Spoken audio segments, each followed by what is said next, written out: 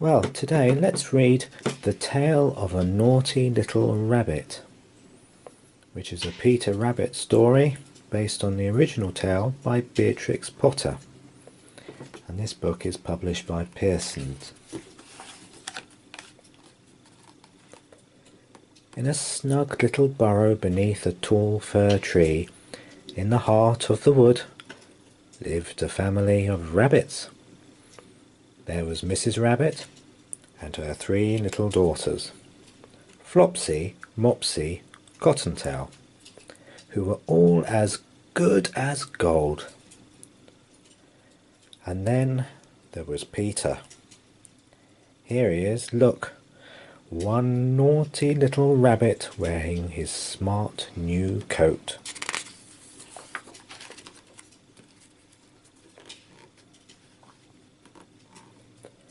Today Mrs. Rabbit had some shopping to do. "You can play outside while I'm gone," she told her children. "But remember, stay away from Mr. McGregor's garden."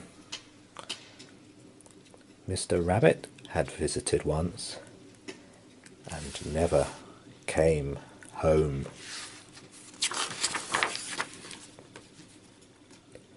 While Mrs. Rabbit was out, Flopsy, Mopsy and Cottontail busied themselves like good little bunnies picking wild blackberries for tea. But not Peter. He ran straight to Mr. McGregor's garden. Here he is, look, one naughty little rabbit squeezing himself under the gate.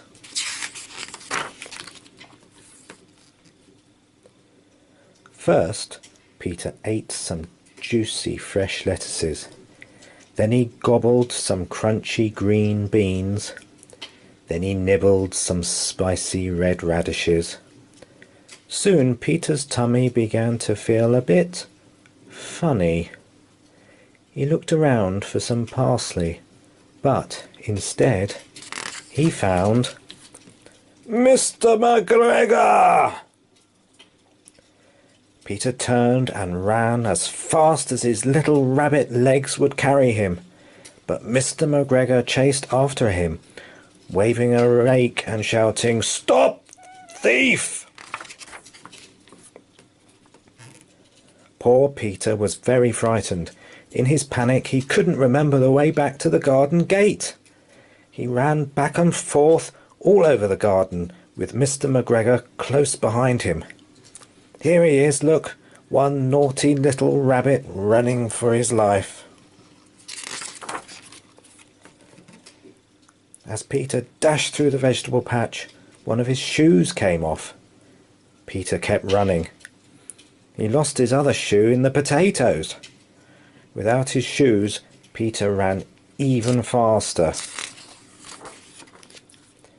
Straight into the net around the gooseberry bushes. The big brass buttons of Peter's blue coat got tangled up. Suddenly Mr. McGregor appeared over him. "You wretched little rabbit! I'll have you for my dinner!" growled Mr. McGregor. Peter wriggled and squirmed to get free, and just before Mr. McGregor could trap him, Peter escaped.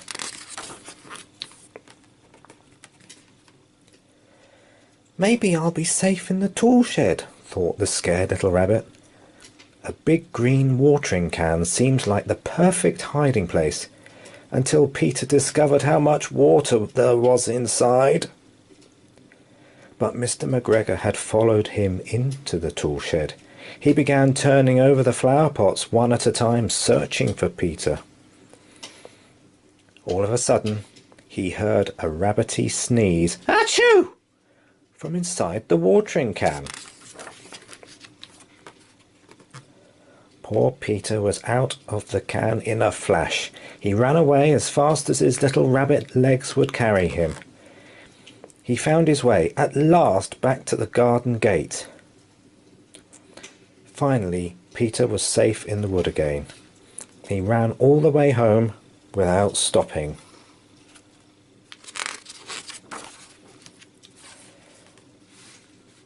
Mr. McGregor found the 2 shoes and the new blue coat that Peter had left behind. He made them into a scarecrow to frighten away the birds.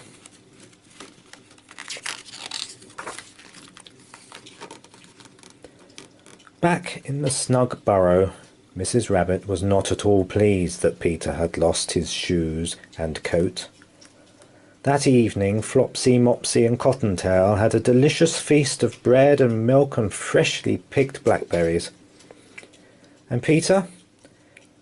Mrs. Rabbit put him straight to bed, without any supper, only a spoonful of chamomile tea to settle his aching tummy.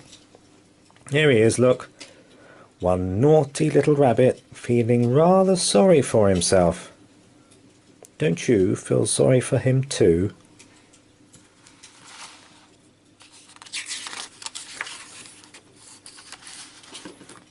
Well, the end.